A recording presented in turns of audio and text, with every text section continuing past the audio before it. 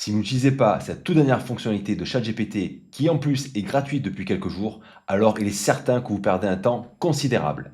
Je vais vous montrer très rapidement comment affiner la qualité d'une lettre de mise en demeure ou de n'importe quel texte en fait que vous choisissez. Eh bien c'est très simple. On va directement sur ChatGPT. Vous voyez désormais vous avez la possibilité d'utiliser soit une image, faire des recherches sur internet, un autre modèle de langage ou bien Canvas. Eh bien c'est Canvas qu'on va utiliser tout de suite. Je vais transmettre un petit prompt où je vais demander à ChatGPT de se comporter comme un avocat dans le cadre de nuisances sonores entre deux voisins. Je lui indique le contexte et vous allez voir tout de suite le résultat avec Canvas. Alors, ChatGPT est en train tout simplement de me rédiger une lettre de mise en demeure et la particularité avec Canvas, c'est que c'est une autre fenêtre qui est en train de s'ouvrir, comme vous pouvez le constater. Et vous voyez, cette lettre est parfaitement construite avec une argumentation juridique. Mais la nouveauté, elle est là.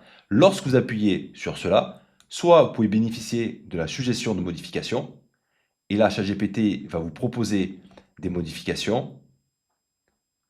Voilà, ça apparaît en jaune. Vous cliquez sur la proposition, et à ce moment-là, vous avez deux solutions. Soit vous appliquez la proposition, soit vous la déclinez.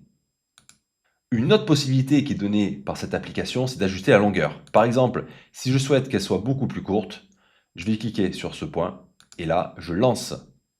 Et vous allez voir en direct ChatGPT modifier la lettre et la raccourcir en un clic.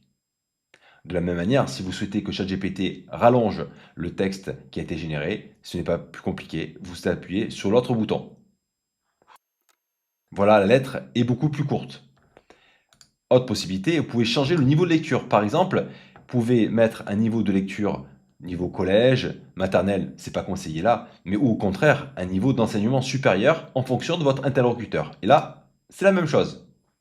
Vous voyez, le texte est en train de se générer et le vocabulaire a été modifié et adapté en fonction des critères que vous avez indiqués. Autre fonctionnalité que je trouve géniale, c'est peaufiner. Ça va permettre à ChatGPT tout simplement de restructurer votre texte. Allez, on lance.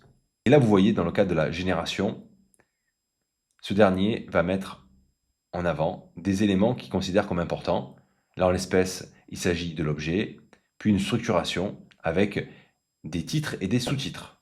Pour plus d'astuces, n'hésitez pas à vous abonner à ma chaîne. Je suis Patrice Imbert, je suis avocat et je suis formateur en intelligence artificielle.